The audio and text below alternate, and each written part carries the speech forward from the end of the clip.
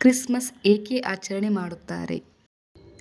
Christmas ಅನ್ನು ಯೇಸುಕ್ರಿಸ್ತನ ಜನ್ಮವನ್ನು ಸ್ಮರಿಸಲು ಆಚರಿಸುತ್ತಾರೆ. ಇದು ಕ್ರಿಶ್ಚಿಯನ್ನರ ಪ್ರಮುಖ ಹಬ್ಬವಾಗಿದ್ದು, ಡಿಸೆಂಬರ್ 25ರಂದು ಆಚರಿಸಲಾಗುತ್ತದೆ.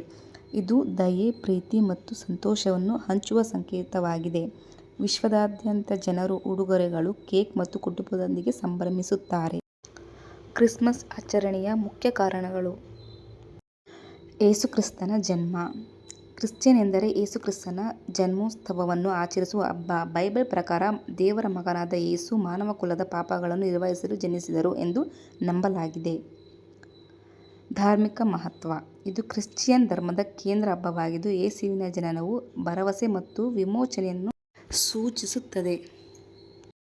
ಡಿಸೆಂಬರ್ 25ರ ಆಯ್ಕೆ ಬೈಬಲ್ ನಿರಾಕಾರ ದಿನಾಂಕವನ್ನು ಹೇಳದಿದ್ದರೂ, ಆರಂಭಿಕ ಕ್ರಿಶ್ಚಿಯನ್ನರು ಚಳಿಗಾಲದ ಅಯನ ಸಂಕ್ರಾಂತಿಯ ದಿನವಾದ ಡಿಸೆಂಬರ್ 25ರಂದು ಆಚರಿಸಿಕೊಂಡರು. ಇದು ಸೂರ್ಯನ ಜನ್ಮದಿನದ ಹಬ್ಬಗಳೊಂದಿಗೆ ಹೊಂದಾಣಿಕೆಯಾಗುತ್ತಿತ್ತು. ಧನ್ಯವಾದಗಳು.